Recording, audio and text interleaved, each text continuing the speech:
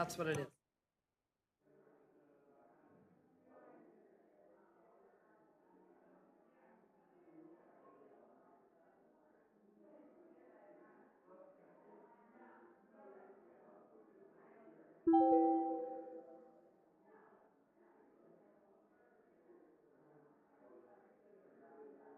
And this, and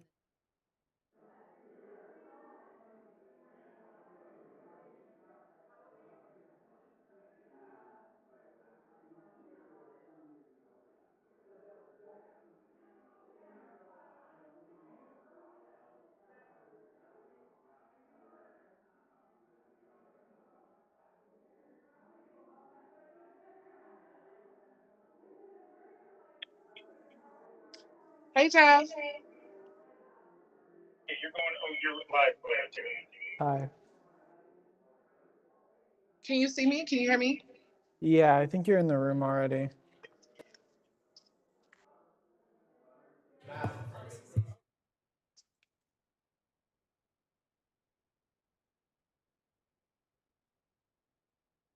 I cannot hear you. Oh, okay. I think you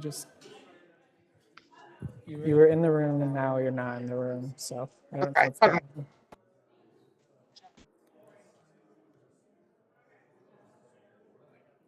Okay, well, that's because I was entering the wrong password.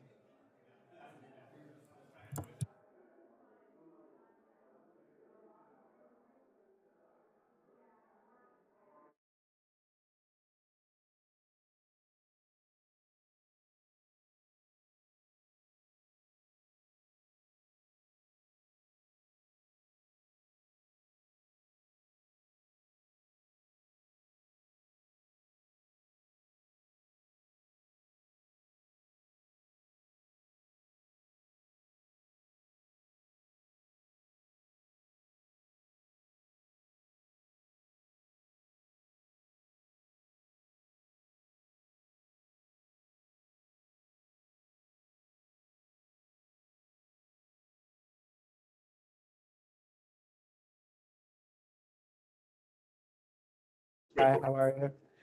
Hey, how are you? Good. Do we want to test it again? Sure. Right now the video's funky that I can see. Usually the panel's up The panel? on the SRS director feed. I don't know if you can see it, but right now it's me, which now it's you. It's whoever's. Oh, it's whoever's talking. Yeah, it's different than normal. And when you say panels, do you mean like it's normally the slate? I mean the slate, yeah. Got it. Let me check on that. Thank you.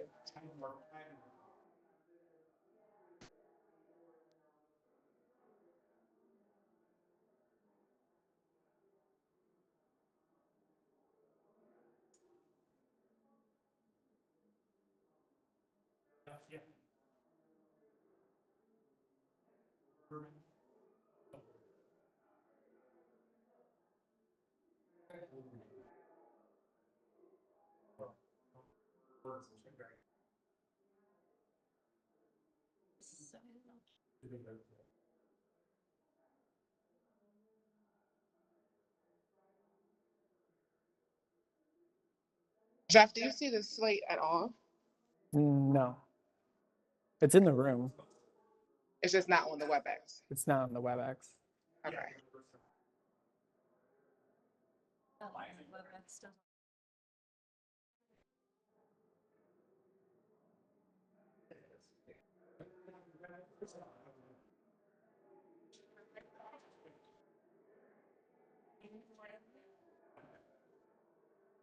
Okay.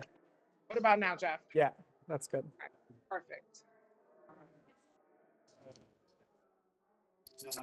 How's the level in the room? It can come up. Go ahead and bring it up, Rob. Mic check 1, 2, 1, 2, 1, 2, 3. Mic check 1, 2. That sounds good.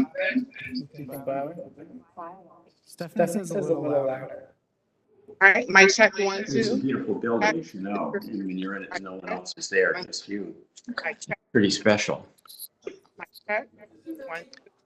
Hi, Senator Welch. Hi. All set? I will check you in. We're in the middle of a sound check, so there's a lot of noise. Okay. All right, mic check 1, 1, 2, 3. Mic check 1, 1, 2. Mic check 1, 2. Mic I think check. it's fine. I think it's good. Okay. All right.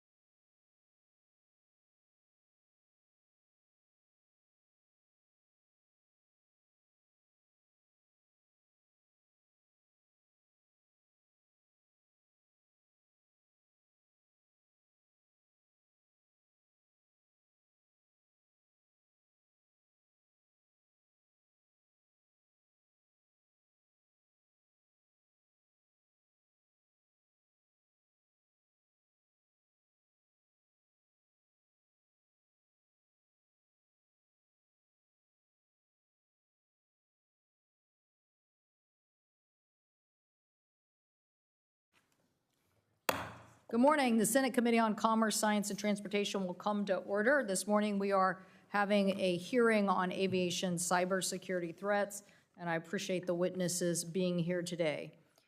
The reality is stark. Our aviation industry is under constant threat from cyber attacks, up 74% since 2020. With the aviation sector contributing more than 5% of our GDP, that is 1.9 trillion in total economic activity, and supporting 11 million jobs, we have to wake up and take these aviation cybersecurity threats seriously. As we saw in the 1990s, when weakness in the power grid exposed the system to catastrophic failures, we had a similar situation as we are in today with aviation. Like with the utility industry, the solution has to be a strong national standard for resiliency and organizations committed to the highest standard, whether that's voluntary as organizations or something stronger. Because every time we witness these technology failures, consumers are the ones who are left holding the bags. Let me share a recent example that hits very close to home. Last month, Sea-Tac Airport, Seattle-Tacoma International Airport, was hit by a ransomware attack from Reseda Group, forcing airport leaders to shut down various computer systems that run everything from ticketing to display boards to baggage claims, creating confusing environment for passenger and workers, and yes, delaying flights and some flight cancellations. The display boards were down for a week. I personally ran through the airport trying to catch a flight, not sure if I was going to the right gate. I had something on my device, but since all the boards were dark, had no idea whether I was really going to get to my gate or if that would really be the gate. I'm not sure I thought we had a chart picture of that. The displays were down for a week, and employees had paper signs directing passengers on where to get to a gate. Check-in kiosks were down too, forcing passengers to wait in line for paper tickets.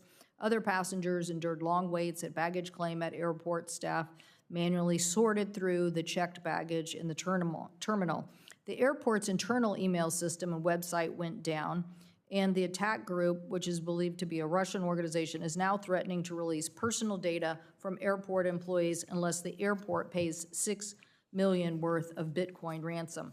While most systems are now back online 3 weeks later, the airport's website and some internal human resource functions remain down today. I appreciate everything Sea-Tac's Aviation Management Director, Lance Little, who is with us here today, appreciate him being here to discuss the impacts of this event and lessons learned.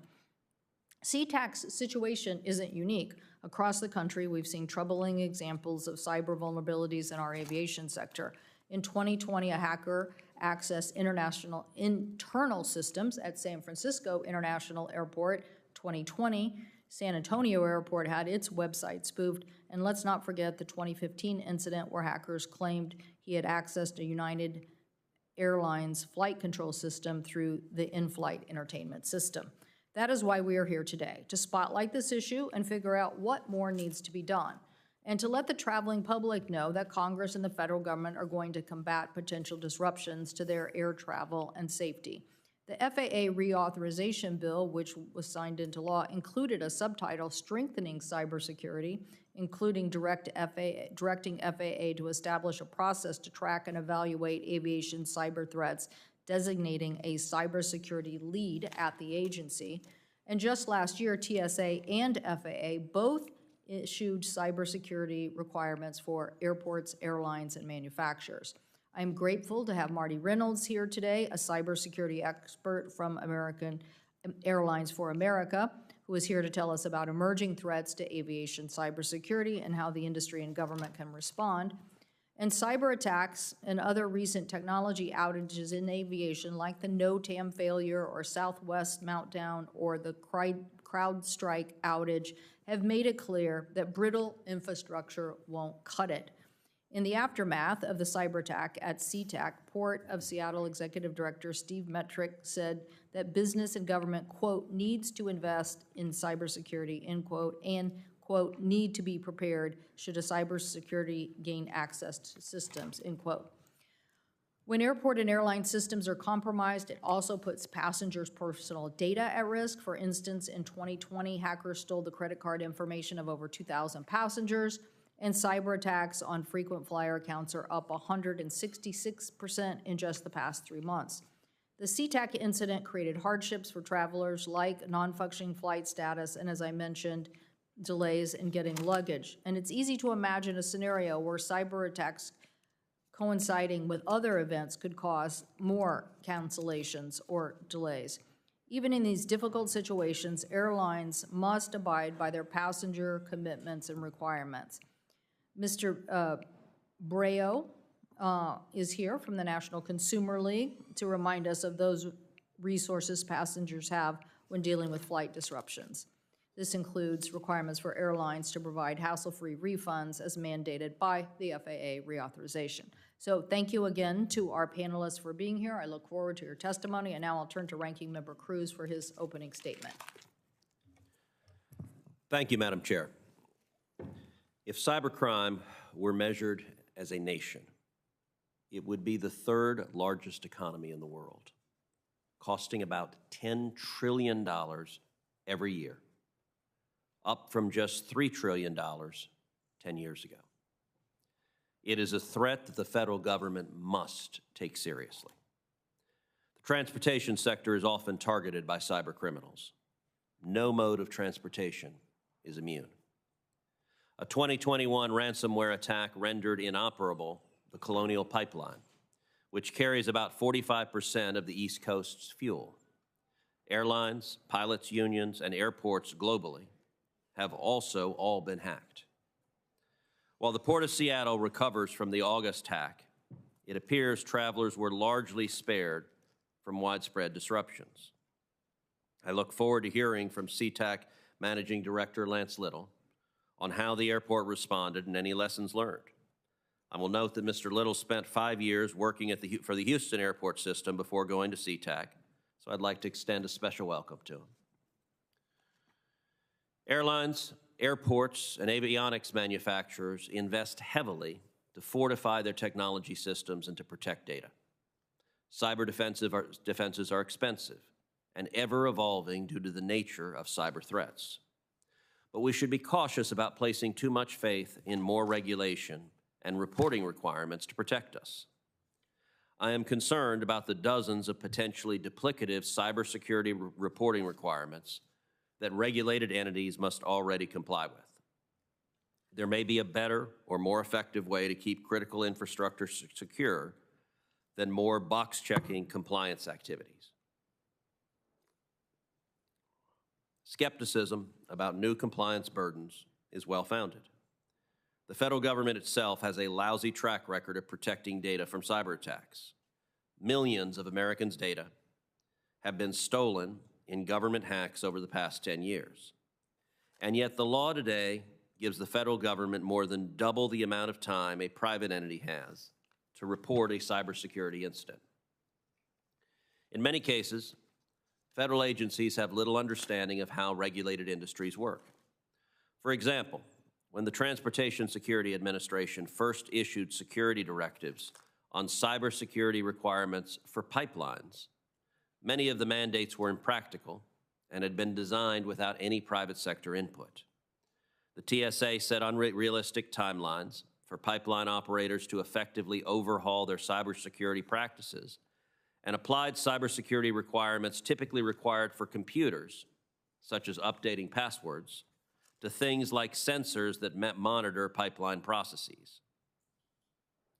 TSA's security directives created so much confusion that the agency received an unprecedented number, more than 380, of alternate measure requests from operators.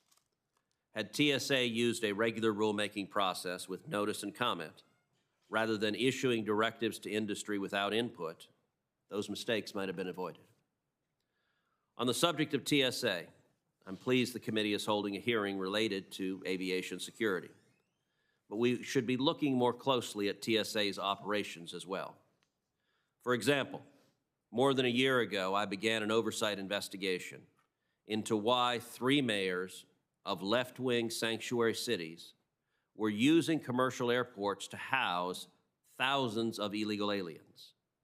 Not surprisingly, the Biden-Harris administration continues their delay tactics and has yet to provide all of the information that I have requested. The Department of Homeland Security, including TSA, has failed to produce documents and communications requested about the potential security threats illegal aliens pose to airports and airport facilities. Additionally, the FAA has failed to provide requested communications between it and other federal entities about the housing of illegal aliens at airports. Separately, I worked with Senators Merkley and Kennedy on an amendment to the FAA reauthorization on TSA's use of facial recognition technologies at passenger checkpoints. The TSA begged members of Congress to allow for continued facial recognition with no guardrails. Chair Cantwell, I know you offered to Senator Merkley to hold a hearing on this and other topics. I think that's a great idea. The TSA and the DHS must be more collaborative in their work, especially their rulemaking. I look forward to hearing from today's witnesses on their experience working with the TSA on cyber issues and how we can do more to keep the aviation sector safe. Thank you, Senator Cruz. Again, welcome to our witnesses today. We'll start with you, Mr. Little, and if you would please begin, 5 minutes of comments. Chair Cantwell, Ranking Member Cruz, and members of the committee, thank you for the opportunity to join you today. My name is Lance Little. I'm the Aviation Managing Director for Seattle-Tacoma International Airport, which is owned and operated by the Port of Seattle. As you know, the port recently experienced a cyber attack, which we first identified on August 24. The attack and our responsive actions initially impaired some of our operations and inconvenienced passengers. SCA has one of the smallest footprints of any major airport in the nation and was designed to serve approximately 30 million passengers compared to the 52 million we will serve this year. Additionally, we're undergoing a major renovation to better accommodate the traveling public. As a result, the impact to our passengers was magnified, and we regret any inconvenience. We have made significant progress in restoring services and systems. Importantly, at no point did this incident affect the ability to safely travel through our airport or the port's maritime facility. We were able to remain operating by partnering with airlines, utilizing paper boarding passes for lower volume carriers on our common use systems, and coordinating with TSA and CBP. In addition, port employees provided more than 4,000 hours to assist with operating and customer service. Our team was able to bring the majority of the impacted operational system back online within a week. Our internal investigation is ongoing, but we know we were victims of a ransomware attack by the criminal organization known as Reseda. As soon as we identified unauthorized cyber activity, we quickly isolated critical systems. While our efforts to stop the attack appear to have been successful, the threat actor was able to encrypt some of our computer systems and copy some data. The matter is under criminal investigation by the FBI. Reseda sought a ransom payment, but the port has decided not to pay. On Monday, they posted on their dark website a copy of 8 files stolen from port systems and are seeking 100 Bitcoin to buy the data. We're currently reviewing the files published on the leak site as well as others we believe were copied. We will notify any individual whose personal information has been compromised and provide appropriate support. While we are still in the midst of our recovery efforts, we have already identified a number of lessons learned. First, even though we have robust cybersecurity systems in place, cybercriminals are always evolving their tactics. And so we're continuing to work to further harden our cyber defenses, including strengthening our identity management and authentication protocols, as well as enhancing our monitoring. Second, I'm incredibly proud of how our team sprung into action to keep our airport operating, especially over the busy Labor Day travel period. We benefited greatly from partnership with airlines, federal agencies, and our tenants. We also developed workarounds to keep people and bags moving. Many of those workarounds are quite effective and will go into our toolbox for future emergency responses. Also, communication was key. We held daily conference calls, relied heavily on text messages, used temporary signage, and did a lot of in-person communications. None of this is revolutionary, but it's important to have these options already planned for when technology becomes inaccessible. Finally, I want to talk about our goal to be stronger after.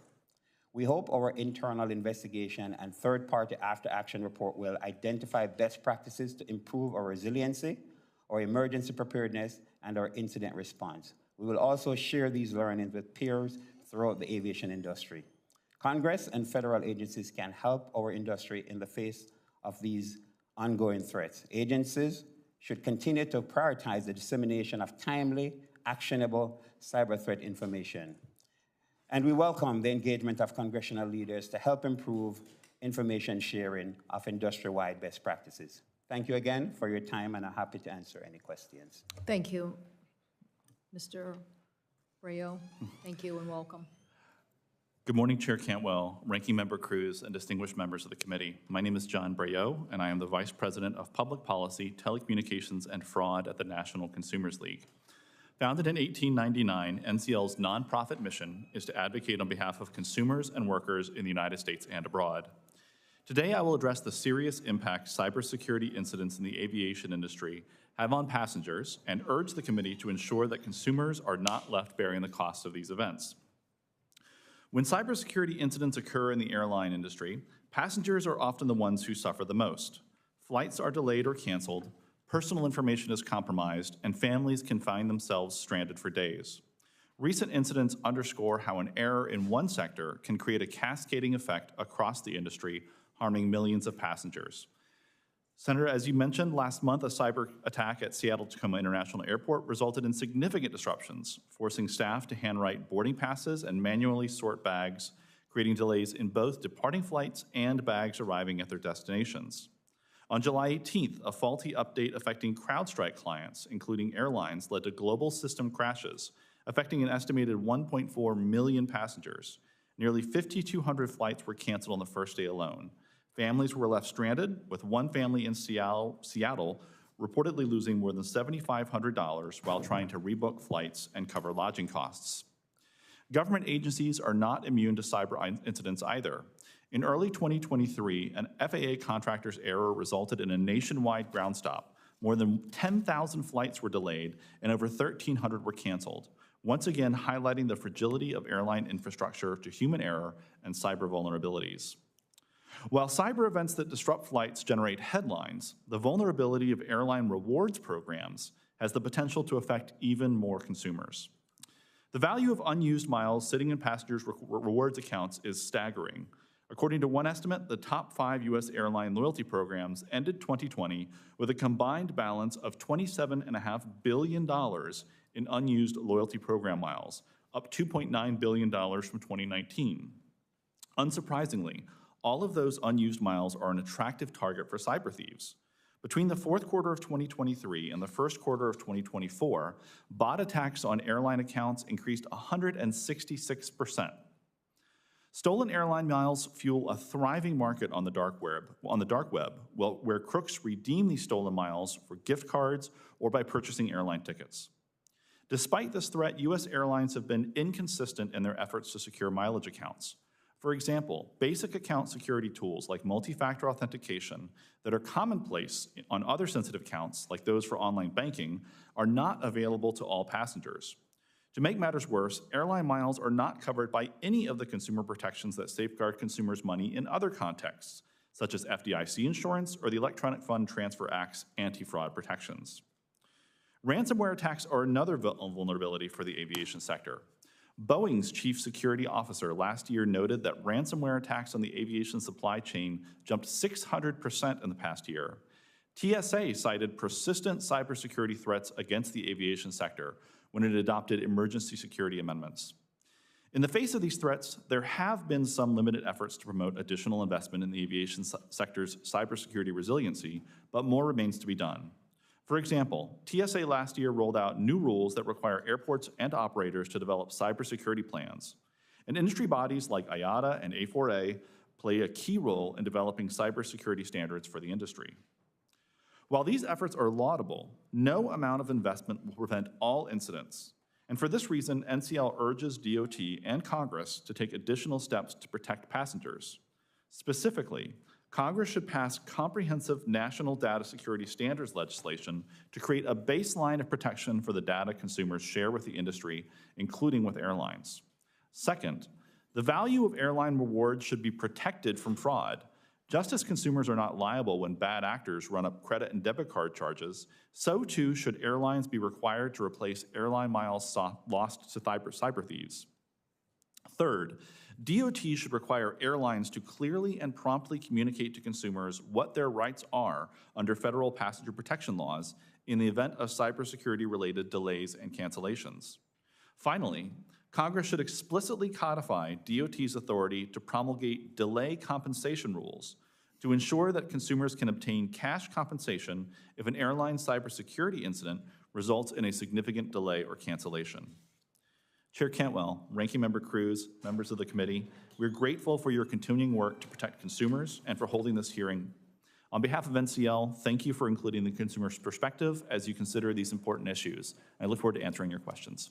Thank you so much, and we look forward to digging in on a myriad of those issues you brought up. Brigadier General Reynolds, thank you so much. I think you probably had plans to be at a different conference today, but thank you for being here. Thank you, ma'am. This is important, so I'm glad to be here. Chair Cantwell, Ranking Member Cruz, members of the committee, thank you for the opportunity to testify on the critical issue of aviation cybersecurity. I'd also like to thank my fellow panel members, Mr. John Breu and Mr. Lance Little, for their participation as well. I'm Marty Reynolds, the Managing Director for Cybersecurity at Airlines for America. I've been with Airlines for America for 3 years and spent nearly 3 decades in the military, including time developing cyber policies and leading cyber professionals executing global operations. I can tell you firsthand that our air carriers fully recognize that cybersecurity is one of the greatest challenges facing all critical infrastructure sectors.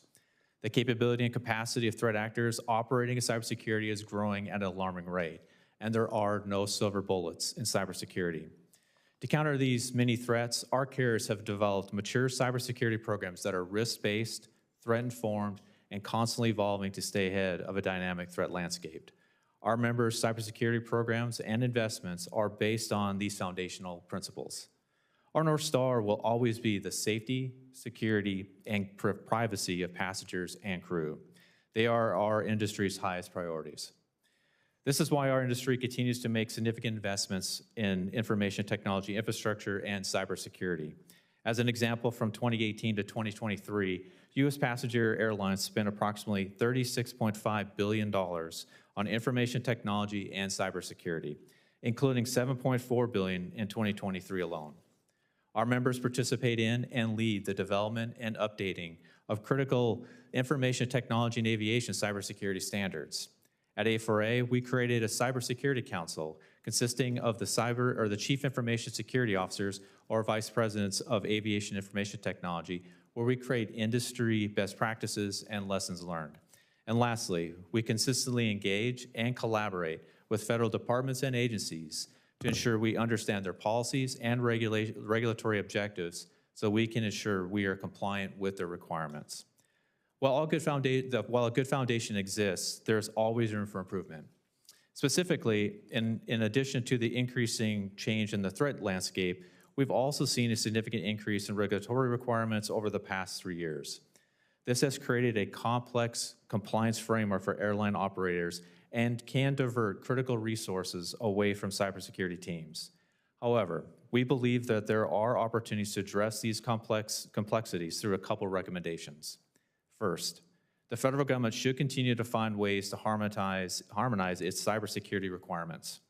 As an example, airline operators are responsible to 10 different federal agencies and departments with existing or emerging or volunteer or mandatory incident reporting requirements. The complexity of reporting environments takes away critical resources from response and recovery actions. We know threat actors will continue to use recovery events as an opportunity for malicious actions. That is why we are recommending that the federal government adopt a single reporting framework. More incident reporting does not equal more security. Although we have concerns with the Cybersecurity Infrastructure Agency's current version of the Cyber Incident Reporting for Critical Infrastructure Act Incident Reporting Framework, it does offer a single reporting solution. We also appreciate the work the Office of National Cyber Director has undertaken to harmonize cybersecurity requirements, as well as Senator Peters and Senator Lankford's recent proposal, the Streamlining Federal Cybersecurity Regulations Act. These are all promising. Second, information sharing among aviation regulators, the intelligence community, and private stakeholders is foundational to the safety, security, and resiliency of the aviation sector. Although federal agencies have made strides to improve information sharing, such as multi-agency threat bulletins Information sharing among federal agencies and with the aviation sector needs improvement. The existing information sharing processes lack the speed of relevance and do not consistently validate if existing policies and regulatory requirements are staying ahead of evolving threats. The airlines look forward to working with the committee and share cybersecurity challenges and appreciate the opportunity to discuss our role and involvement, along with recommendations to improve cybersecurity. Thank you for the opportunity to testify today, and I look forward to your questions. Thank you so much. Thank you again to all the witnesses for your testimony. Mr. Little, you said something in your testimony that just needs a little more emphasis. You're saying our capacity at Sea-Tac is for 30+ million people, and we're at 52 million a year. Is that what you're saying? Yes, we were originally designed for, the current facility is designed for approximately 30 million, and we're doing 52 million this year. So we're already stretched. Yes, we are. And in addition, you're doing construction right now, so that's an additional stretch. That complicates it even more. Yes. Right. So do you think Seattle was specifically targeted?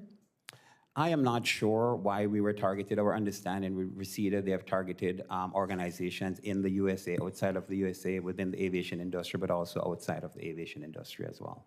So, so you don't have any specifics of why you think Sea-Tac was on this particular event singled out? Not at this point. Okay.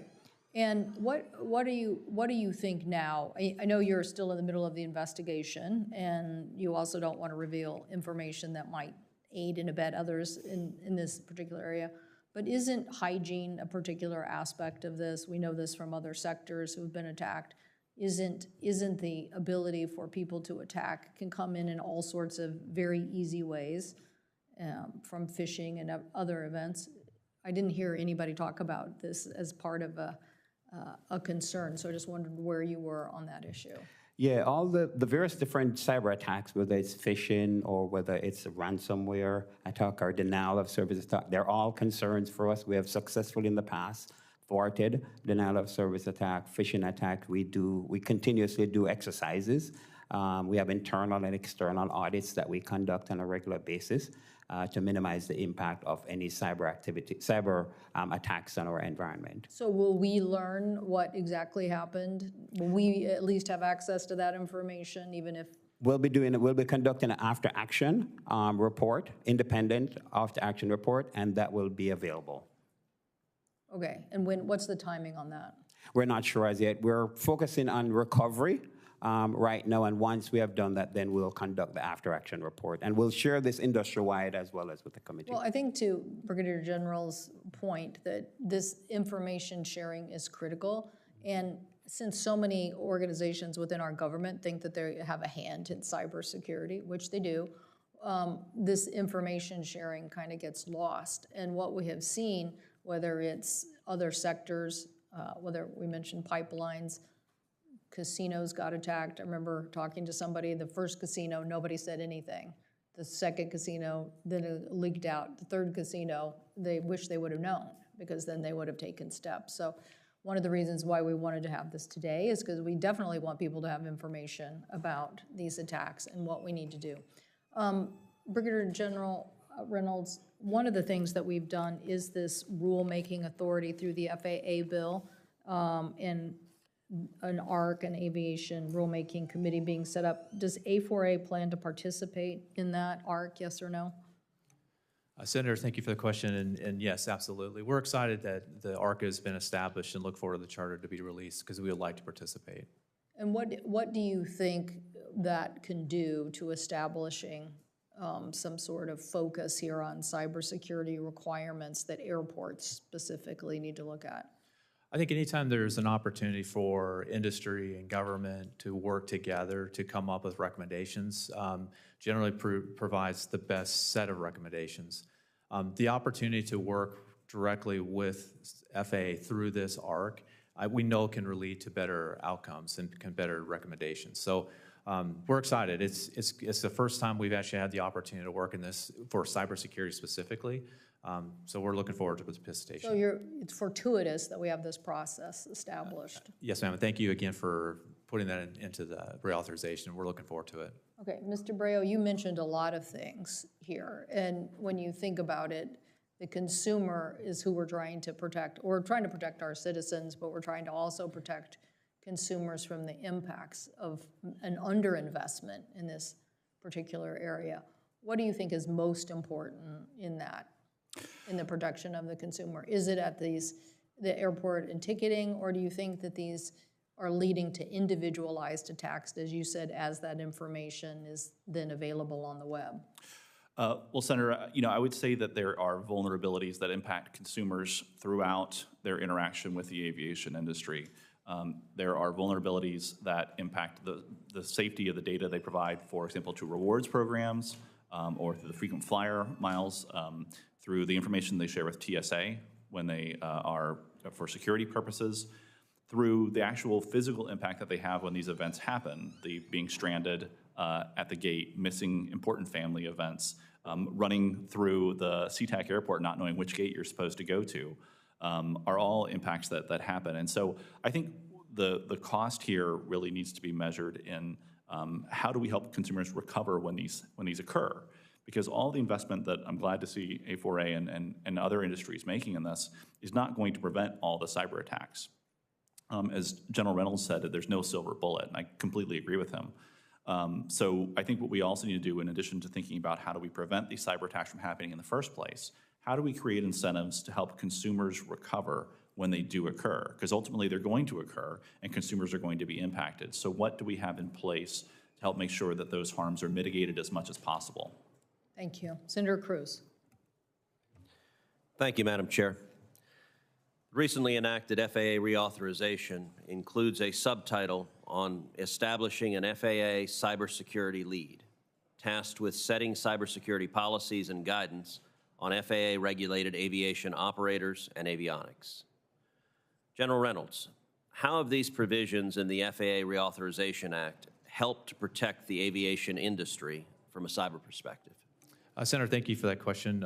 There are a couple things in the reauthorization in particular I'd like to highlight. One, of course, is the establishment of the Aviation Cybersecurity Rulemaking Committee. We think that's a very, very good next step.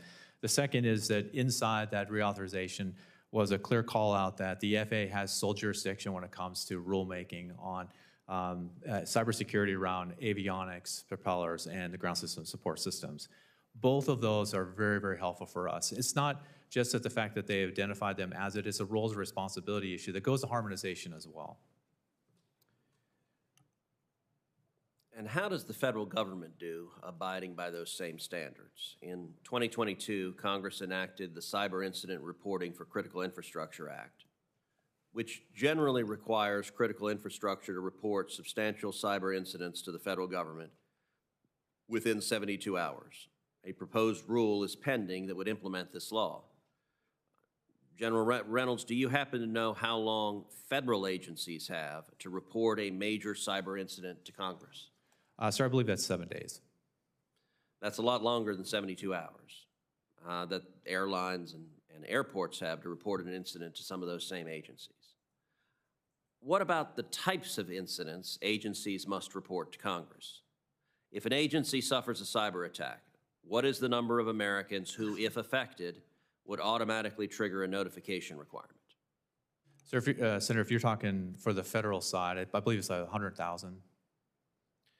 Turning back to the incident reporting requirements for critical infrastructure, depending on the circumstances, could the proposed rule require critical infrastructure operators to report a cyber incident that affects only one person? Yes, sir, and I think the other part I'd offer too is that of the 10 different regulatory requirements that we have for incident reporting, some again are voluntary, some are mandatory, that the definitions around each are different. The reporting requirements are different, the thresholds are different, timing is different. So to say any one specifically is different, they're all different. Well, that certainly seems inconsistent and potentially overly broad. I should note that my colleagues across the aisle seem to agree. Several of the Democrat authors of the law have written comment letters criticizing the excessive breadth of the proposed rule. The federal government is also not much better at securing its networks against cyber attacks. Time and again, agencies have been hacked and lost sensitive records on the citizens they're supposed to serve and protect. recognizing the regulatory state's proclivity for duplicative regulations without regard to economic burden, Congress included a provision in the Cyber Incident Reporting Law to ensure a report to one agency is a report to all agencies. It also required that agencies take steps to harmonize their cyber incident reporting regulations. General Reynolds, how is that harmonization effort going today, and how many cyber incident reporting regimes is the aviation sector subject to? Sir, as I meant in the written testimony in my opening remarks, it's 10. That's a number that we have to report to. And again, that's an emerging, existing, that's voluntary and mandatory. In terms of the harmonization, I do want to call it at least on one side, the FAA in particular is using the TSA's requirements and its process. So there's one example where harmonization is in fact happening. We still believe, though, as CISA continues to work through its comments on CERCIA, we believe that is showing a very good option for a single reporting option for us. Let's focus on the TSA specifically. What are a few examples of recent cybersecurity directives issued by the TSA? Sir, it's somewhat similar to the timeline you talked about, the pipeline. We are operating off an emergency amendment. In that side of that amendment, there is mandatory reporting. Also in that, there's an assessment and then also the development of implementation plans, as well as an assessment plan. Today, our carriers have had their implementation plans approved. We've had the assessment plans reviewed, and now we're moving on to the compliance framework. And has the TSA used notices of proposed rulemaking in advance of issuing these directives to ensure that regulated entities can provide their expert notice and comment on those directives? Sir, they did initially. We did provide comments. I think they felt, and if they had good reason and rationale for the issuance of an emergency amendment, in that process, there isn't the opportunity to provide comments. So we've been working very closely with them. We have a good working relationship with TSA. We work with them to make sure we understand our compliance requirements, and they ask and work with us to make sure they understand how we do threat-based risk-informed programs so that their compliance program actually complements what we're doing today. The Cybersecurity and Infrastructure Security Agency, or CISA, DHS, the same CISA that works with the FBI to pressure social media companies into censoring conservatives, is in charge of implementing this legislation with the National Cyber Director. So we shouldn't be entirely surprised that the Biden-Harris administration has failed to implement the legislation in a measured and reasonable way. What can be done to simplify and harmonize the various regulatory burdens being placed upon aviation? Sir, I think first I'd just pick incident reporting. I mean, 10 seems like it's too many. So if we can find a single reporting framework that can be adopted by all federal agencies and departments, and that department can then take the information, consolidate it, and analyze it, and get it out to not just the other federal agencies, but also to the private sector, critical infrastructure sectors, we'd all be in a better position. The last thing I think anyone would want to do during a recovery and response issue is having to worry about going through a compliance matrix and figuring out which time, where do I have to report different elements. And I don't think the federal government's response would be any better if you get 10 different agencies receiving information at different times and different periods. Thank you. Thank you. Senator Hickenlooper, I think we got you in under the clock. I know you have to preside at 11, so. I appreciate that. Thank you, Madam Chair, and thank all of you for being here today and your public service on these issues. Mr. Braille, ransomware attackers often attempt to shut down computer systems and steal confidential data that they can extort businesses or individuals, somehow basically stealing the data and trying to sell it. Keeping consumers' data secure, making sure that we don't collect excessive and unnecessary data, also helps reduce risks from financial fraud and scams while, again, protecting people's privacy. What proactive steps, Mr. Braille, can businesses take to protect their customers and employees' sensitive and personal data? Senator, thank you for the question. I'm not an expert on what businesses themselves should do, specifically what tools they should implement, but I know that there are strategies that agencies like the Federal Trade Commission have and advice they provided to those businesses, and I think you alluded to a few of them. Number one, it's doing an inventory of what information you're actually collecting to find out then to find out, do you actually need that information to conduct the business? And if you don't need that information, can you minimize the amount of data that you're holding on to? As long if you're reducing the threat vector, the number of bases you have to cover, and to use a baseball term, it's easier to play defense against the cyber thieves. Then knowing how to get rid of that data securely, get rid of data that you're taking in as part of your business securely, and then finally having a recovery plan in place when all of those other things you've done don't work, so that consumers at the end of the day can help to your customers can recover from that. Sounds like sound principles to me. Mr. Reynolds, cyber attackers attempt to cause disruption in order to create urgency for victims to pay ransom. A quick recovery is in the interest of the business, in the interest of its customers, also reduces the leverage that attackers used to try and extort their victims. As we've seen in some notable cybersecurity incidents, it can take weeks or months for impacted organizations to fully recover. In addition to what, excuse me, in addition to what Mr. Braille was describing, can you describe what steps your member companies take to prepare and practice recovering from cyber attacks as part of their cyber resilience? So not necessarily the preparation, but the recovery. Senator, thank you for that question. I think I'll start with our North Star, which is we always keep safety, security, and privacy of our customers at forefront. Our programs are risk-based, threat-informed. They have to evolve with the threat. Some of the things that we do in terms of coming up with ways in which we can improve are things like tabletop exercises, policies and programs and training. One example I might have is that although we do tabletop exercises and planning internal to each of our companies at the industry level, we also work with the federal government.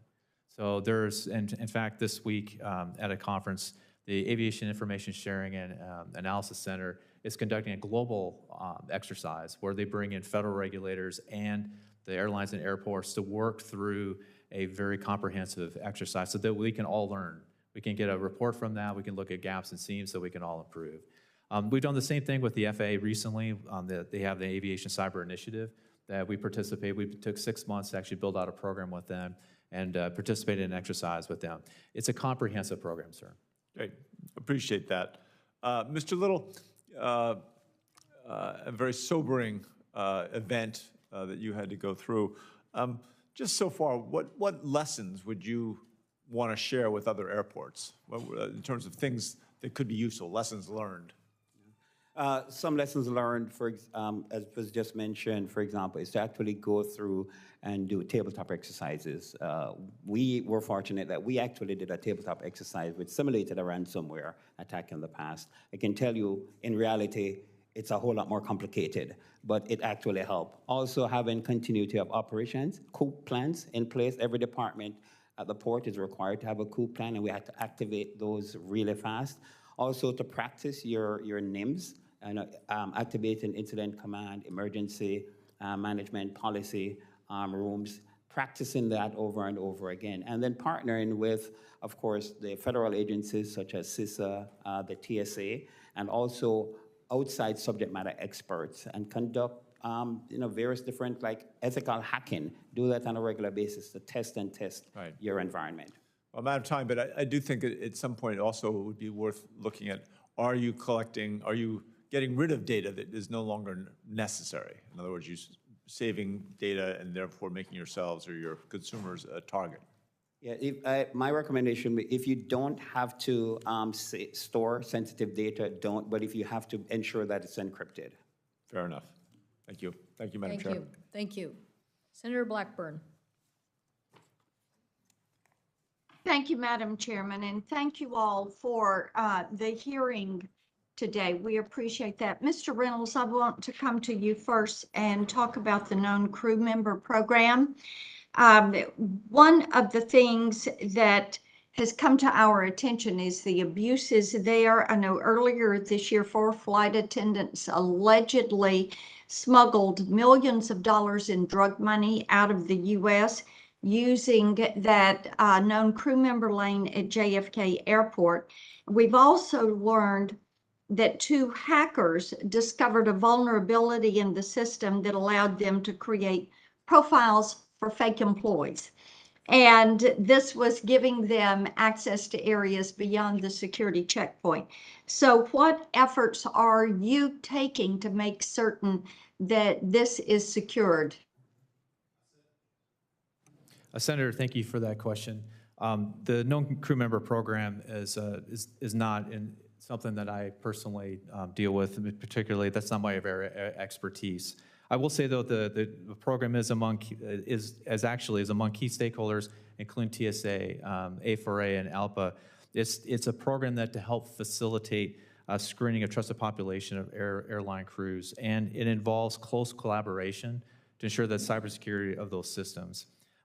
Because I'm not the expert in that, ma'am, I'd love to take your question back and actually talk to our leads and provide you more comprehensive. I want to make sure my answer is correct. I would appreciate that. I think that's something that is important to each of us, especially when you look at the issues that are in this country with the drug trafficking and the cartels. And that's a point of concern and indeed vulnerability. But then to find out that hackers have found a way to get in and create these fake profiles. I would like to have some more information on that and then be able to decide if there are other actions that we should take. You all talked a minute earlier about information sharing, and as we look at 2030, when there are going to be 32.1 billion devices connected to the internet here in the US, I think that this is going to need more attention when you look at that timeliness and the importance of streamlining reporting requirements and streamlining how you increase this information share. So you've made a couple of comments, but I want you to drill down a bit on what you would do with the streamlining process. Senator, thank you. And to talk on the information sharing piece of it, our threat risk-based programs, our information sharing is absolutely critical to it. And when we talk information sharing, there's 2 elements I think they're important to make a distinction about. There's the information sharing that is necessary to protect your networks with what the adversary is trying to do immediately, like within the short order. Whether that's tactics, techniques, and procedures, it's incidents or compromise. It's that kind of level of detail that you know that your program is either safe or you have to make corrections. There's a second part of the information sharing that I want to highlight too, and that is that same kind of level of information. How is it being used, and can it be used to inform requirements, policy requirements, and regulatory requirements to make sure they stay ahead of the evolving threat landscape? So those 2 pieces, we would love to see those actually improve and in fact bring in more industry input so that we can ensure that the information shared not just among and across.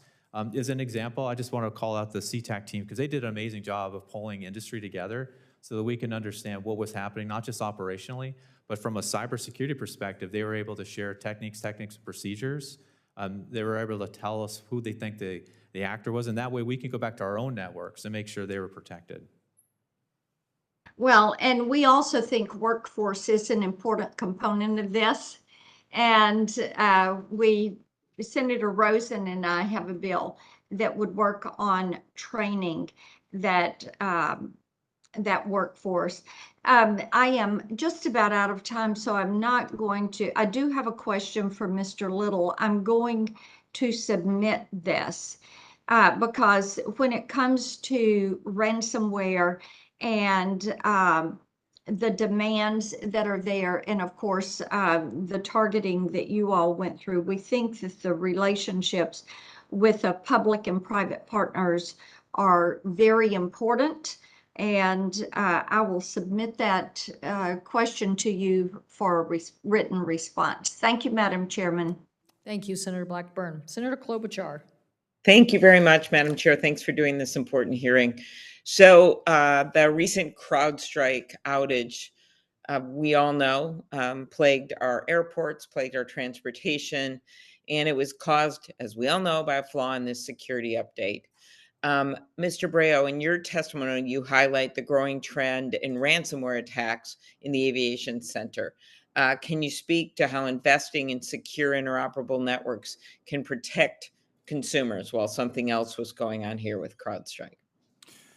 Senator, thank you for the question. I would respond to that by saying that more investment in cybersecurity resiliency will help address not only the ability of aviation networks to resist hacking, but it would also give them resources to help train the staff who interact with those networks. I think, as most experts in cybersecurity will tell you, humans are often the weakest link in any cybersecurity chain.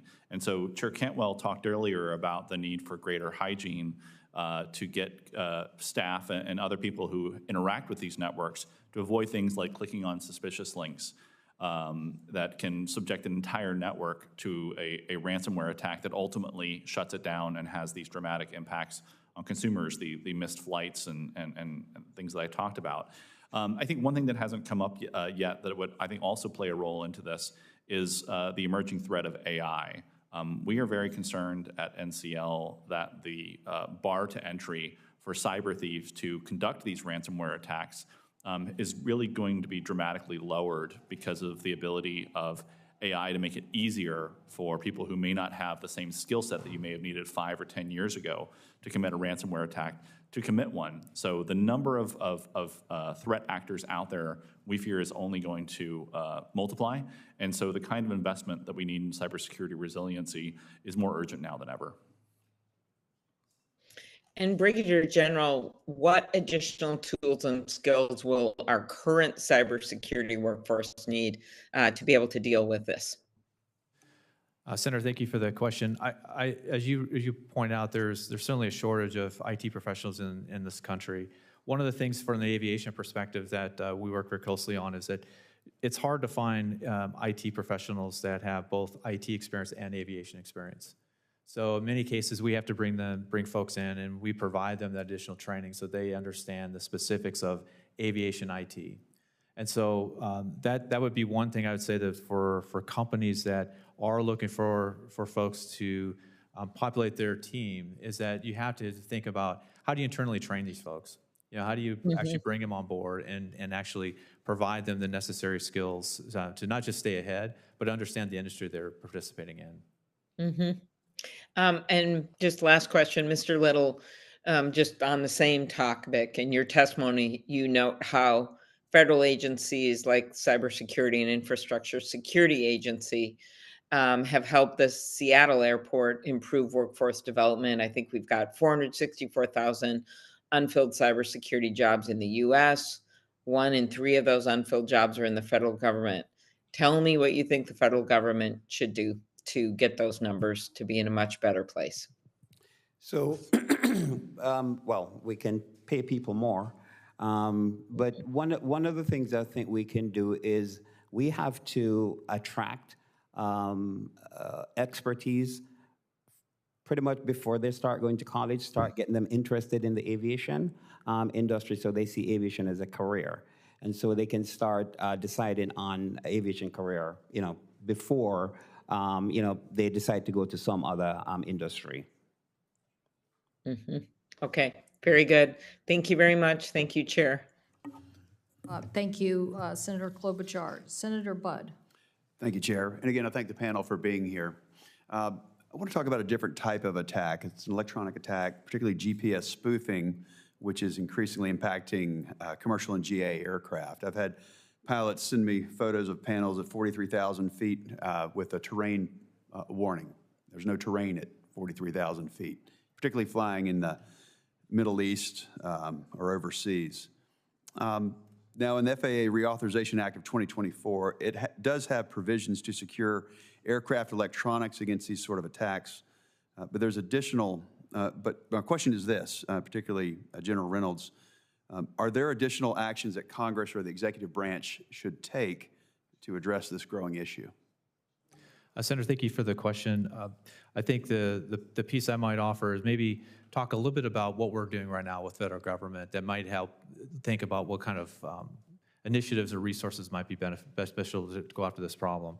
One is the FAA does a great job of actually highlighting where those interference patterns are actually happening. If you look at a globe, it's pretty extensive in the places you'd expect, around the Ukraine area in the Middle East. Having that kind of awareness before we actually fly into these locations is absolutely incredible and critical. The second is that we're working with the Aviation Cyber Initiative as they develop a concept of operation. So if pilots do in fact fly into an area, as the examples you just provided, they have the processes that they actually identify the issue and know where to report it. And then once the reports are actually made, then what can the FAA and others do to actually notify others and do mitigation if that's possible? In fact, it might part of that be contacting law enforcement. And then lastly, just recently I mentioned that we're doing with the ACI, or the Aviation Cyber Initiative, we just had a tabletop exercise on this very subject. And in that, we were trying to identify gaps and seams, communication breakdowns. And I think to your question, sir, as those initiatives to continue to evolve, I think it'd be well worth the time to talk with the FAA to see what resources they need to actually help all of us. Very good. Thank you. I yield the time. Thank you. Senator Duckworth, thank you for your leadership on the subcommittee. Thank you, Madam Chair, and thank you for holding today's hearing.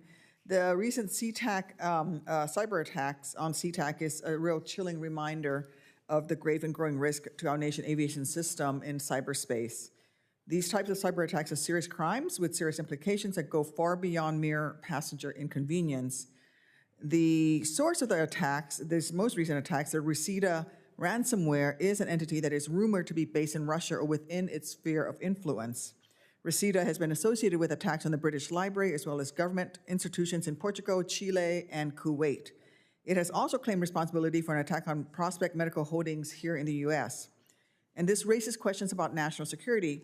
This is also not the first time a United States airport has been attacked, and in 2022, a pro-Russian hacker group that called itself KillNet orchestrated an attack on a dozen US airports, including LAX, Atlanta, LaGuardia, and both of the airports in Chicago, O'Hare, and Midway.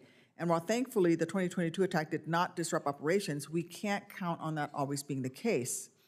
Attackers also target sensitive personal information. The cyber criminals behind the Sea-Tac attack recently posted a ransom demand of almost $6 million in which they threatened to sell stolen PII, like scanned US passports and forms with our social security numbers. Worldwide, aviation cyber attacks increased 24% in the first half of 2023, and they are ongoing. And just in the last 30 days, the city of Chicago's flychicago.com website blocked 1.09 million malicious site requests. Mr. Little, what more should the federal government be doing to help airports harden their cybersecurity to protect against threats from foreign actors? Senator, the aviation industry is required, for example, to submit the CIPs that was mentioned and the assessment plans, security improvement plans and assessment plans. And all airports are required to submit this. One way that we could help is if the TSA and CISA consolidate this information, comes up with best practices, and actually disseminate it back to the aviation industry. Currently, it's a one-way street that we're sending the information, but we're not getting back in a timely enough manner recommendations of how to improve our infrastructure. That would make a major difference. Thank you. General Reynolds, I thank you for your service, and I couldn't agree with you more about the challenges of finding IT professionals who both know cyber and also aviation. What more should the federal government be doing to help airlines harden their cybersecurity to protect against threats from foreign actors, especially since so many of them are get maintenance overseas as well? Senator, thank you, and thank you for your service as well. Thank you. I think I'll start with the 2 points I made earlier, which is first on harmonization. The fewer incident reporting requirements that we have, the better for us, so we don't spend all our time worrying about compliance, and more importantly, we want to make sure the information is going to the right places at the right time. The second part is on the information sharing. The improving information sharing, not just amongst ourselves in the industry side, but amongst the federal agencies and with each other. The better we can do that at the speed of relevance, the better we all are going to be. Our programs rely on making sure we can stay ahead of the threat actors, and that information sharing is key to it. Are there any additional vulnerabilities with foreign national airlines? So, because they're still accessing our systems. They're in partnerships with American Airlines, the Star Alliance, and all of these other, alliances. Are there vulnerabilities there? Ma'am, I wouldn't want to talk, if there were, I wouldn't want to talk about the vulnerabilities specifically, but I will say our programs are threat-based and risk-informed, which means we do the analysis on anytime a system is connected or we share data amongst one another, we do that analysis to make sure the threats are known and they're minimized, in fact, to the 0 point if we can. I'm not an expert on the international carriers and what their exact systems are and the vulnerabilities, and I can certainly circle back and provide more information for you. Thank you, thank you. I'm a pilot myself, and I know that, the basic thing in aviation safety is you should never be left to a single point of failure in any aviation system, and that redundancy saves lives. When Boeing left a safety critical system on the 737 MAX depended on a single angle of attack sensor, 2 flights crashed, killing 346 people. So when I see the NOTAM system knocked out by an accidental file deletion, and so much of the aviation system knocked out by a CrowdStrike software update, that really worries me. That's a single point of failure, and we don't want that. So to better protect our aviation systems from cyber attacks, I believe we need to improve both redundancy and resiliency, and each of you have spoken to this. But Mr. Little, I just want to give you a little more time. How can airports, airlines, and the federal government work better together to help improve the redundancy and the resiliency in our aviation systems computer networks? Yeah, I think we have to do far more information sharing. We can always learn from each other. Airports can learn from other airports, and we can also learn from the TSA and CISA in terms of information that they're gathering and threats that they're seeing out there, and share this information immediately with the aviation industry.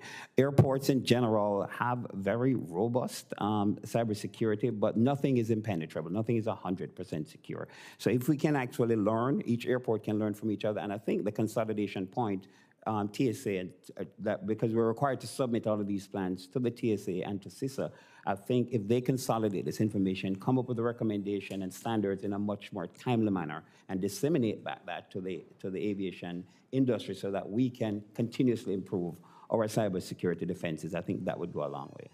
Thank you. Thank you. Senator Schmidt. Thank you, Madam Chair.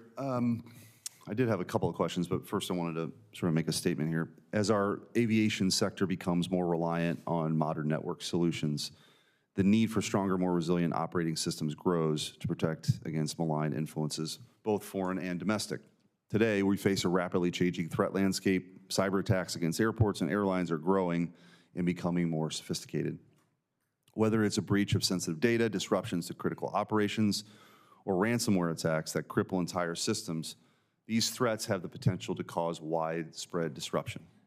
While I do not disagree with the emphasis of this hearing today, I believe that we also must draw attention to the self-inflicted wounds and failures experienced by our nation's aviation system and the national airspace and national airspace under President Biden and Secretary Buttigieg's leadership. In January of 2023, the United States experienced its first nationwide ground stop since 9/11. This was the result of an input error to the Notice to Air Emissions NOTAM system by an FAA contractor, causing the entire NOTAM system to crash. As a result, thousands of flights were delayed and or canceled, stranding hundreds of thousands of passengers across airports across our country. One of the Biden administration's first actions under the leadership of Secretary Buttigieg was to change the name of the NOTAM system from the Notice to Airmen to Notices to Air Mission, to be more inclusive.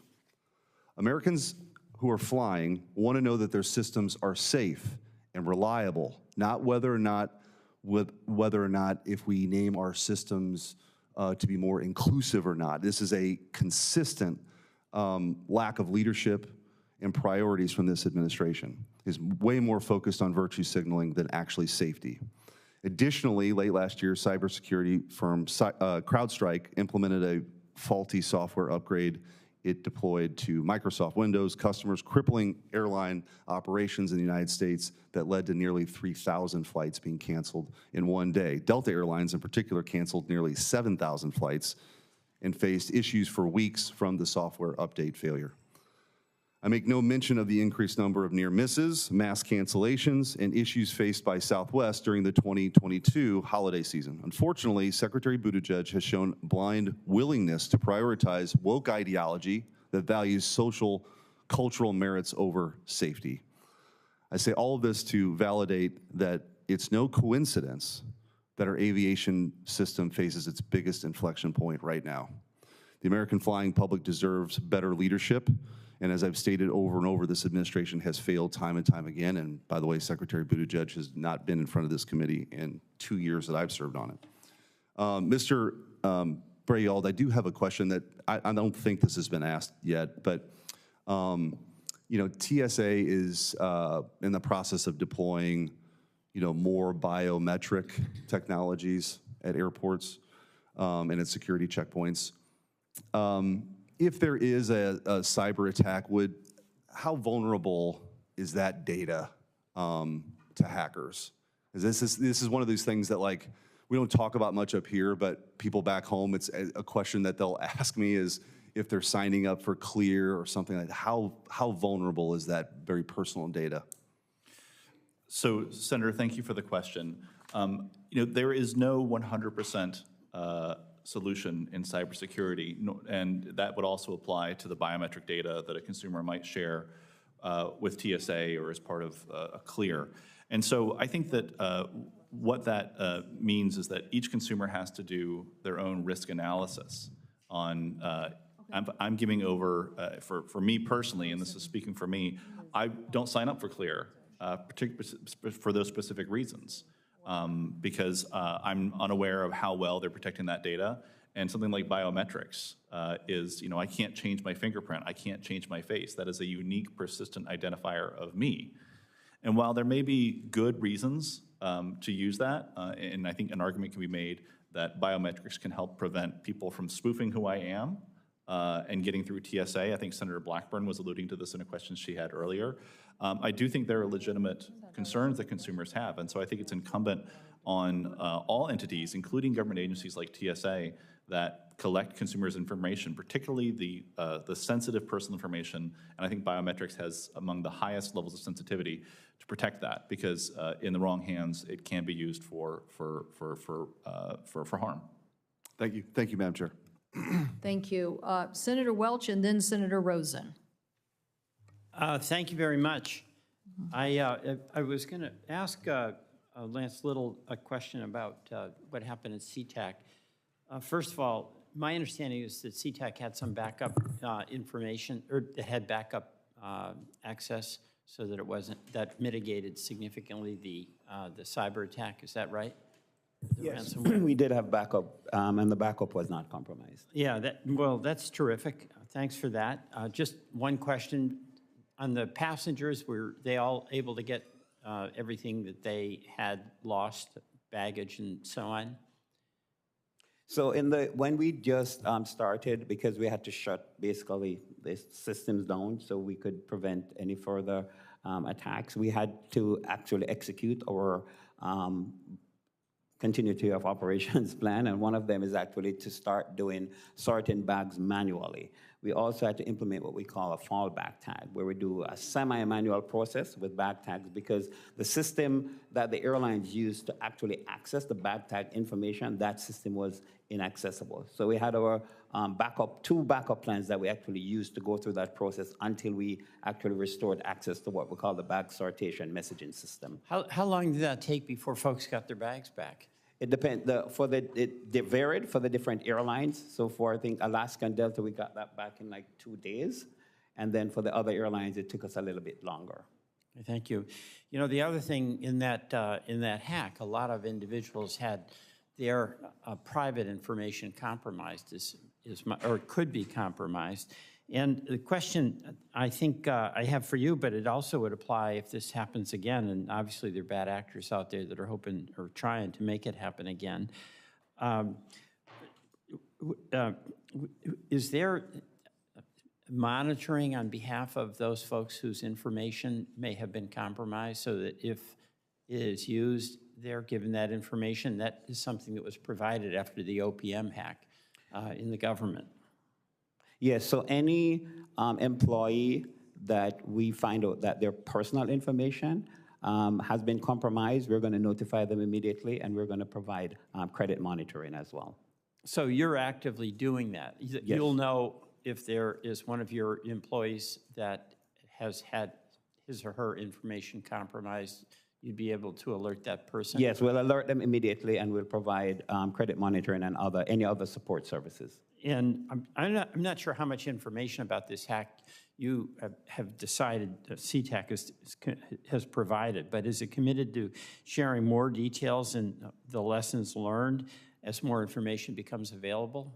Yeah, definitely. We just immediately when the incident happened, we actually a call was facilitated through Airport Council International, where we got all the airports and some airlines together just to let them know exactly what was happening so they could take actions to prevent it from happening there as well. In addition, we're going to conduct an after-action report that's going to be done by a third-party vendor, and we'll share that information industry-wide so everybody can utilize it to improve their cyber defenses as well. All right, thank you very much. And for Marty Reynolds, have all the flying passengers who were impacted by the CrowdStrike outage been adequately and fairly reimbursed for their travel? Sir, thank you for that question. My expertise is in cybersecurity, and it's not in accommodations. And I want to make sure I get you the right answer and an accurate answer to your question. So I'd like to take that back and provide you an answer. Well, I'd like it if you would do that. I appreciate that. And let me ask John Braille from the Consumers League. You know, when I fly, a lot of folks around me are using the internet. And what's the security situation with respect to Wi-Fi in flight?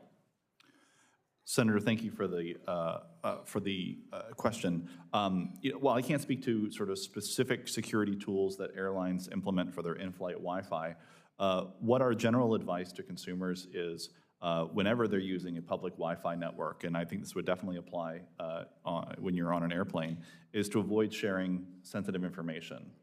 So, for example, if you are, I would advise against doing things like online banking, for example, if you're on a public Wi-Fi network, because you just don't know who may be snooping on that signal. So, I think that generally applies to in-flight Wi-Fi, though I'd be happy to see what I can find and get back to you about sort of if there are specific security protocols. Yeah, I'd like that. So you're suggesting that folks who are using in-flight Wi-Fi take precautions as they would potentially in any public access Wi-Fi situation? Yes, Senator. Okay, thank you. I yield back. Thank you. I'm so glad our colleagues are showing up for this important hearing. I don't know if you're ready or not, Senator Capito. And Senator Rosen's been on the screen for some time, but I know Senator Peters, you were next. Would you be willing maybe to defer to Senator Rosen? I would be happy to defer to Senator Rosen. Okay, Senator Rosen. Thank you so much, Senator Peters, and thank you, Chair Cantwell. I really appreciate that, and really appreciate you holding this important hearing on supporting airports and airlines against cyber attacks like the ones that took place in Seattle-Tacoma International Airport. You know, travel and tourism, I don't have to tell anyone, they are the backbone of Nevada's economy. Our airports are the gateway to everything we have to offer in Nevada, so we have to do everything in our power to protect them, along with heliports, air traffic control systems, and aircrafts. Together, this really is critical infrastructure. And this critical infrastructure faces complex and ever-changing cybersecurity threats and challenges that we must work together to address and mitigate. And so, Mr. Little, I would talk a little bit about network segmentation, because in the wake of the cyber attack on your airport, you said tools ranging and networks ranging from employee email to passenger information systems and public Wi-Fi all became unavailable. So one of the first actions taken in response by the Port of Seattle was to isolate critical systems. However, basic cyber hygiene recommends that networks should already be segmented in a way that separates critical services, including the separation of public and internal systems. And so, Mr. Little, I know Senator Welch talked about this a little bit, but in what ways were critical systems at the airport connected to public systems? So you have critical systems. Were they connected to external websites? Were they connected to public Wi-Fi, whereby ransomware could really gain access to them and impact all of these systems at once. Are they segmented in such a way? Yes, thanks for the question, Senator. One of the reasons why we were able to recover so quickly or to have some of our services not interrupted is actually because we have segmentation. So for example, our access control system was on a totally segmented network. Our conveyor systems were on a totally different network. So the network that was actually impacted, again, was segmented. That's something that we have been doing for years, and one of the lessons learned is we'll actually do more segmentation. But there are several systems at the airport that was not impacted because of segmentation. Well, fantastic. I want to build on that with General Reynolds because we have airline networks. We know they interact with airport systems, airlines and airports. That's how you update a lot of information, right? So how vulnerable is this interoperability between the airlines and the airport systems in the event of a cyber attack? How do you segment or mitigate this threat as airlines and airports talk to each other? Of course, in this case, we'll just use this for an example, getting your bags. Senator, thank you for the question. As I stated up front, our programs, mature programs, they're risk-based, threat informed, which means we follow standard practices. For example, the cybersecurity framework that NIST puts out is one of the foundational principles that we follow, the standards that we follow. One of the things you do in those circumstances that you identify your systems and then prioritize those that are critical, less critical, and in that identification, you look for those connections you're talking about. And in those connections, you're then looking to see what controls can I put around those areas to minimize the risk that you may have when you connect systems to one another. That's great, because I want to bring up something really important while you talk about connecting systems to mitigate risk, because we have third-party vendor cybersecurity issues potentially. Last month, cybersecurity researchers found vulnerabilities in a tool that supports the known crew member program, which allows pilots and crew members to pass through TSA without screening. So General Reynolds, to provide guidance to member airlines to ensure that they're doing their due cyber diligence with vendors. This intersects with airlines. It intersects with our security, our personal security, our homeland security. And would it be better to have all the airport crew, maybe they have their own lane, but they use the same kinds of identification that we use every day when we go through TSA? Senator, thanks for that question. It's a good question. I will say my expertise is not known crew member program. That's not where my expertise is at. Mm-hmm. I will say we're happy to take your question back to those that are the program thank you. leads and try to get you better information. Thank you. I sure appreciate that. And Senator Cantwell, thank you again. Senator Peters, yield back. Well, thank you, Senator Rose. It takes a Cobot programmer to ask some really tough questions here for witnesses, so thank you for that. I think it's important, right, these issues on interoperabilities and vulnerabilities, because I think that's what we're really talking about today. The most vulnerable, we're only as strong as our most weak link, and that's what you're articulating there, so thank you. Senator Capito, followed by Senator Peters. Thank you, Madam Chair. Thank you, and thank you all for being here today. General Reynolds, I want to start with you. Cybersecurity insurance is becoming increasingly important across the country and across our economy, and certainly for the aviation sector. Senator Hickenlooper and I have a bill, the Insure Cybersecurity Act, which would help create a working group of experts to look at different ways to improve understanding and to share information so that potential customers are better equipped to make better decisions. Do you think this bill would be beneficial? I'm not certain that you know exactly, but also what kind of challenges are airlines facing looking at trying to secure cybersecurity insurance? Thank you, Senator. And cyber insurance, it's a complex and it's always evolving. I think that's probably with the place I'd start is that when you have your policy and you move from one incident to another incident and working with your insurance provider, you want to make sure you fully understand what's covered and not covered. Any new proposals you mentioned, and I'm not as familiar with your proposal, but if a working group and it can be established and can provide clarity in that space, then I think we'd certainly welcome it. Yeah, thank you. You also mentioned in your testimony that airlines have to report to 10 different agencies with 10 different timelines and other reporting requirements. seems incredibly burdensome, but we want to ensure safety obviously first, as you do, or kind of a siloing of information. Do you have concerns that reporting on all these different agencies on different timelines poses a greater security risk because of the varieties, or do you think it provides more security? Ma'am, I'm not sure it would provide greater security. I do know that in those instances, and we've not fully exercised it, thankfully. We've not fully had to fully exercise, having to report to all 10. But what I would suggest is that in the time that you are trying to identify and recover from an incident, the last thing you want to do is have to repeat the reporting and report on different kinds of definitions, thresholds. Data protections are different. So it's not beneficial, let me put it that way.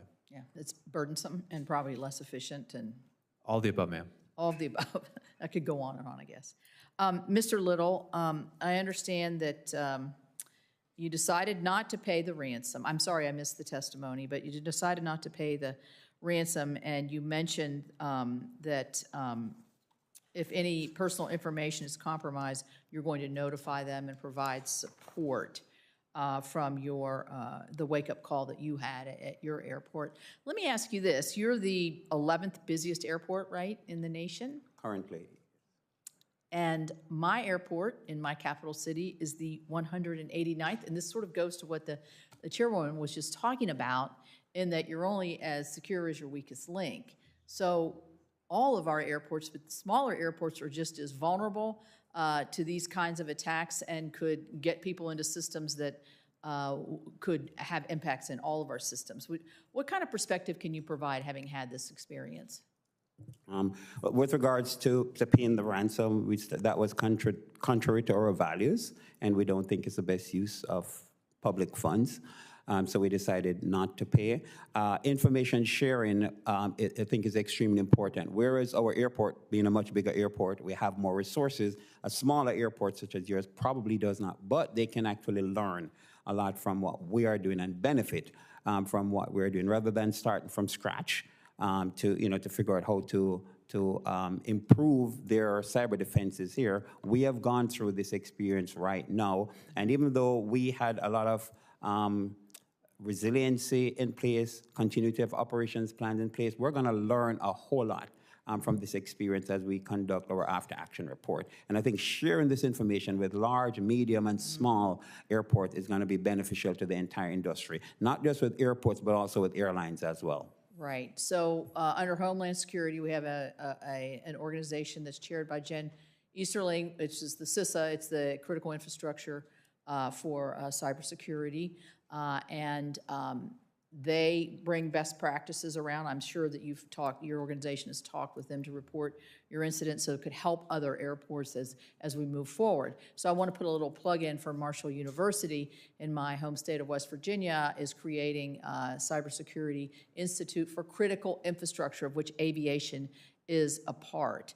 We think of it, finance and military and defense, but if somebody knocks out our critical infrastructure, as we've found out in certain instances for one thing or another, we're as vulnerable and maybe in some ways more vulnerable, food supply, et cetera. So what the point of this institute is to create a workforce that can then meet the cybersecurity challenges of the future in our critical infrastructure space. So I may have my folks reach out to you to find your experience, and it might be useful to them as they're creating the curriculum for the cybersecurity workforce of the future, and I appreciate you all. Happy to participate in that. Thank you. Senator Peters, thank you for your indulgence. Very much appreciated. But so happy to have you here because of your role in the Homeland Security Committee and this committee too. So thanks for your leadership. Well, thank you, Madam Chairman. It's great to be here, and thank you to each of our witnesses for your testimony here today. Incredibly important issue. Mr. Little, you have been testifying here today, and thank you for your very detailed testimony and the work that you have engaged in to combat the extremely concerning incident that occurred at Sea-Tac. And although this hearing has been focused on cybersecurity and aviation, it certainly shows that this attack also highlights, I think, other cybersecurity attacks, including our ports, our maritime ports. Michigan is the home to 33 active cargo ports that ship or receive cargo. They handle 51 million tons of cargo, over $4 billion annually. And I think we all agree it's imperative that the necessary cybersecurity resilience practices are utilized at all critical infrastructure, including our ports. That's why I'm introducing the Protecting Investments in Our Ports with Senator Cornyn to ensure that ports receive digital infrastructure grants from the Port Infrastructure Development Program and have cybersecurity procedures in place to protect their digital projects. So, Mr. Little, in your testimony, you mentioned how this attack impacted some of the maritime assets with the Port of Seattle. So could you discuss the added complication of this attack being carried out against both aviation and maritime operations, and how these systems basically being interconnected may have impacted your response? That would be helpful. Yes, in an environment where it's just an airport environment, it's limited maybe to a local area network. With our infrastructure, because we also have the maritime operation, we have a more wide area network, or some may consider it a metropolitan area network that's spread across multiple facilities. So that made it more complicated. One of the good things is that we have an information technology and information security department that has responsibility for both the maritime institution as well as the aviation institution as well. So it's more complicated to manage because of the various different locations that falls under that responsibility. However, as I mentioned earlier, the networks are segmented. So some of the services at Maritime Institute was impacted. For example, recreational boating, fishing, those were impacted, but cruise were not. And the cargo operation was not impacted as well. Mm-hmm. Very good, thank you. Well, I think we all agree that crafting strong and effective cybersecurity requirements is a task that federal agencies must undertake to ensure safety and security of our critical infrastructure. And I certainly appreciate the very detailed discussion that we've had here and my colleagues have had on the need to maximize the amount of cybersecurity teams that they spent on actual security versus compliance, which has been an issue. We need to streamline those requirements. And I have really good news. It's good to come to a committee hearing with good news. I introduced a bill with Senator Langford, the Streamlining Federal Cybersecurity Regulations Act, which is attempts to try to make compliance with multiple regulatory agencies a whole lot easier. And I would certainly welcome my colleagues on this committee to join me in this bill. And Mr. Reynolds, thank you. Thank you for your support of this bill and your testimony, and I look forward to continuing to work with you on that issue. Mr. Brayo, something we've seen happens after major cyber incidents is that other bad actors, including cybercrime groups, use the originating cyber attack to target Americans and commit fraud. For example, in your testimony, you discussed bad actors launching phishing attacks after the recent CrowdStrike incident to defraud victims. These groups, as you well know, take millions of dollars of hard-earned money from honest folks. And question for you is, what do you recommend for how we could work to prevent and respond to these post-attack fraud incidents? What are your top recommendations? Thank you, Senator, for the question. Number one, in the aviation sector, consumers don't have any control over when these cybersecurity events happen. All they see is the downstream impact of it, the missed flights, the lost airline miles. And so I think it's very important that Congress and DOT consider policies that will help consumers recover when incidents that are harming them through no fault of their own happen. That's why in our testimony we have called for Congress to codify DOT's authority to implement delay compensation regulations, which they have a rulemaking teed up for this January, as well as requiring that stolen airline miles have the same protection that stolen money has when a scammer gets a hold of my credit or debit card and uses it to run up a bunch of charges. We think that when those miles are lost, that's money that belonged to consumers that they've lost through no fault of their own, and that the airline should be required to compensate them for that. Very good. Well, thank you. Thank you, gentlemen, again, for all your work. Thank you, Madam Chair. Again, thank you, Senator Peters, and look forward to working with you on your port security ideas with you and Senator Cornyn. Very, very important. I know you're just arriving, Senator Markey, but you're a fast study, and you might be ready. But if not... Ready to go. Okay. Senator Markey. Thank you, Madam Chair, and thank you for having this very important hearing. On July 19th, a CrowdStrike IT outage caused mass disruptions across multiple critical sectors of the U.S. economy. While the outage itself wasn't a cyber attack, it laid bare the vulnerabilities of our connected IT systems and put a spotlight on the chaos that can erupt when these systems aren't protected. Mr. Brault, yes or no? Do you agree that airline consumer protection policies are an important part of an airline's broader cyber strategy? Yes, Senator. And from my perspective, no matter how much airlines prepare, there will still be disruptions, and we're going to have to be ready to support travelers, okay? And so we thank you for that. As we saw with the CrowdStrike outage or the cyber attack on the Port of Seattle, disruptions, even if resolved quickly, have serious consequences for travelers. In the case of the CrowdStrike outage, thousands of consumers were left stranded and confused about their rights as travelers. The recent FAA Reauthorization Act took important steps towards protecting consumers in these scenarios. I'm particularly proud that the law contained my provision requiring airlines to provide travelers with an automatic refund in the case of a flight delay or cancellation if the consumer does not accept a rebooking or a voucher. In many ways, the CrowdStrike incident was a stress test for this important provision. Unfortunately, reports suggested that airlines were failing to comply with this provision, arguing that it had not taken effect. As I explained in a bipartisan letter with Senator Josh Hawley, that just is not true. General Reynolds, we just heard that the treatment of consumers during a cyber-related event must be a part of a broader cybersecurity plan. Will your members commit to following the law and providing automatic refunds when required, such as during a disruption caused by a cyber attack? Thank you, Senator. Yes, we comply fully with all the laws and regulations. So that means you will, in fact, provide for the refunds? So if that's what the law provides, and again, I'm not a accommodation expert. I would defer to our folks that actually work in this range. Well, it's absolutely critical that there be compliance. The harm is real. The airlines have to protect against it. And if not, and the flight doesn't take off, it's the responsibility of the airline. You just have to continue to update. It's a corporate responsibility to spend the money to protect.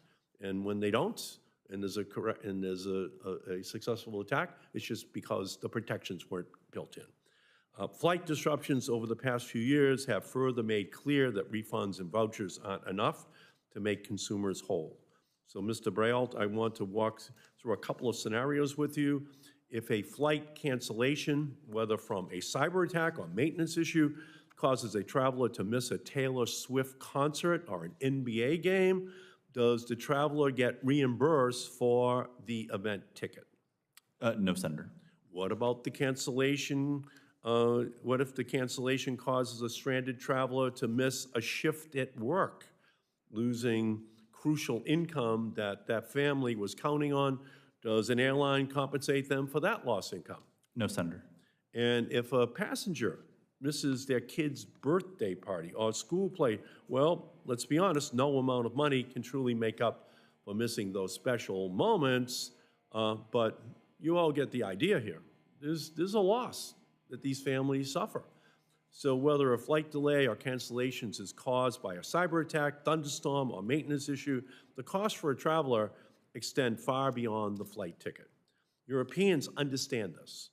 That's why Europe requires airlines to provide a cash payment to passengers for significant flight delays and compensation beyond refunding a ticket or reimbursing a passenger's hotel room and airport transportation. U.S. travelers deserve similar protections. And that's why I am so pleased that the Biden-Harris administration plans to issue a proposed rule requiring airlines to provide compensation to consumers when a flight delay or cancellation is the airline's own fault. Mr. Brault, do you agree that requiring cash compensation for delayed and canceled flights that are the fault of the airline is an important component of protecting consumers? Yes, Senator. Thank you. So this type of regulation is long overdue and is the third C in my 3 C's of consumer protection: communication, correction, and compensation. When airlines screw up, they must communicate passengers' rights and options. They must correct their mistake by providing automatic refunds, and now we need to make sure airlines compensate passengers when the flight disruption is within the airline's own control. So I look forward to working with both the National Consumers League and the airlines on this issue. The leading company, EMC, was in Massachusetts, is in Massachusetts, and when I asked the CEO, why do we keep having these successful cyber attacks, he said in most instances, the CEO just didn't want to spend the extra money to upgrade. Okay? You just have to keep doing it. It's a cost of doing business. And when they don't do it, there's going to be a price, and we just can't have it be passed on to consumers. It's not their fault. It's the airlines that they didn't do it, and they shouldn't have to swallow a $1,000 Taylor Swift ticket, because the airline did not build in the protections. So we thank you, Madam Chair, and great hearing. Thank you. Thank you, Senator Markey, and thank you for your leadership in the FAA bill and getting those provisions to protect consumers. And yes, we're hearing more about the theft, particularly today, of the mileage program and the need to protect that. So, but again, appreciate your leadership and communication on this. I'm just going to ask a couple of just roundup questions, and I think we're done with other members here, and then we'll adjourn. But one of the key messages from today is the need for communication. And I want to clarify now what is that immediate step on impacting that communication, best practices. We know that there is an ARC process at the FAA on cybersecurity, much bigger picture. That's going to take a while. But what now are we doing? So, Mr. Little, who is the lead investigator on this attack? Is it the FBI or? Yes, the FBI is. Okay, and then what would the witnesses suggest is the best communication framework right now until the ARC process works to communicate to other airports the best practices and things that should be implemented from this? I would like to see a list. One of the reasons we gave the NTSB a report requirement, an annual report requirement, because we didn't feel like people were emphasizing enough next steps after some of their indications from accident reports, what should happen. And so they have now done that, and I thought it was very successful. They came before the committee and basically said, yeah, these near misses aren't getting addressed, and then the next day, the then acting administrator convened and put out a requirement. So here, we're trying to get the same level of response. What would you suggest, Mr. Brayroot or General Reynolds, to what in the near term is that process? So, Senator, from a consumer point of view, clear communication and actionable communication from airlines to consumers is incredibly important. From the time that the breach or the cybersecurity incident will first impact their travel, consumers need to be made aware of that. Consumers often show up at an airport in the CrowdStrike instance, and we saw report after report that consumers were confused. They didn't know what was going on. They were getting mixed messages from the airlines and other sources about what the status was of their flight and if they were going to have to wait 30 minutes or if the flight was going to get canceled. So I think it's really important that any cybersecurity response plan have a component in there about communicating with the passengers about how this will impact the flight that they're waiting for at the airport that day, or the flight that they're going to leave home early in the morning to catch the next morning. Mr. Reynolds, since this is a airport issue, but it affects airline capacity, what do you think the tool is for right now streamlining best practices and communicating that? Senator, it's a very important question. The industry relies heavily on standards.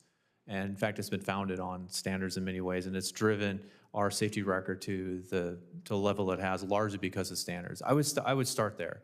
It does take time to create the standards. It does take time to actually, you start with the best practice, then you start moving into the standards. I think the tabletop exercise we all talked about, I think that's also a very effective way for us to communicate with one another. We also participate with the Aviation Information Sharing and Analysis Center to share information back and forth with their members and our members as well. And I think the other part too, I just referenced, is that any opportunity for us to work closely with the federal government, either working groups or opportunities for us to share lessons learned, is beneficial for not just the industry, but also for the government as well. Well, I think, does that exist right now? I'm saying I'm not sure that exists, that framework right now. We are working with, on the information sharing, we are working with TSA, FAA, and others to develop and work with them on this very topic, information sharing.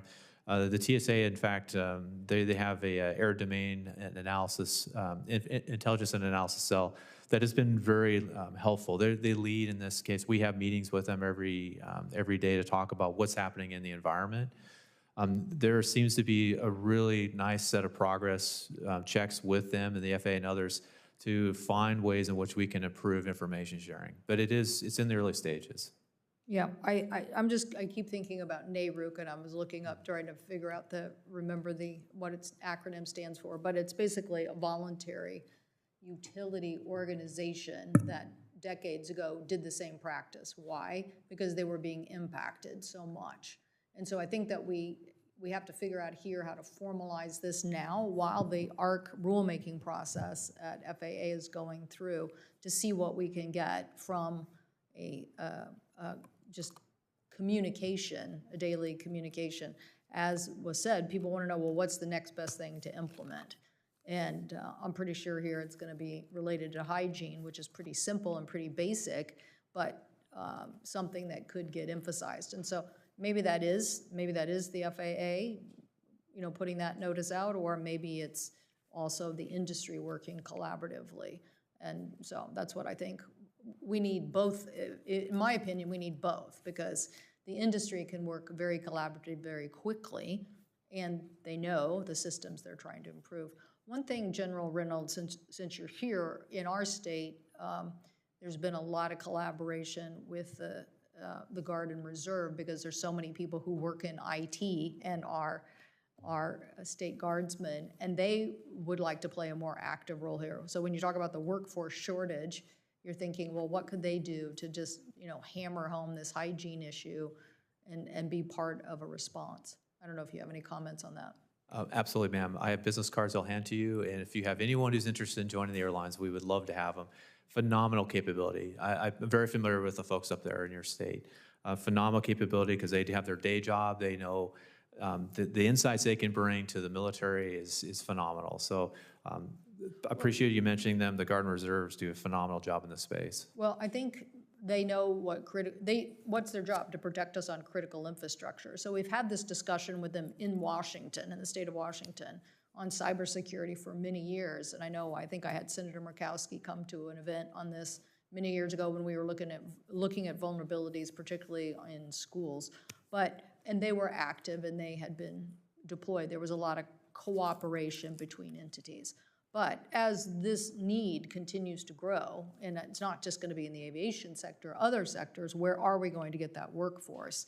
And how are we going to get these evangelists out there communicating to people? But I think everybody here, I think the key takeaways: better protection for consumers on million-miler program, better communication to airport infrastructure and airport employees to harden our resources, that this is a growing issue. It's not going to shrink. The best way to do it is communicate what we need to do to harden those resources. Is that right? Okay. Well, thank all the witnesses. You have, the record will remain open for 4 weeks until October 16th. Any senators who'd like to submit questions, do so by October, by that time. And then 2 weeks from now, we will have the record complete. So thank you so much, and appreciate your willingness to respond to our colleagues. We're adjourned.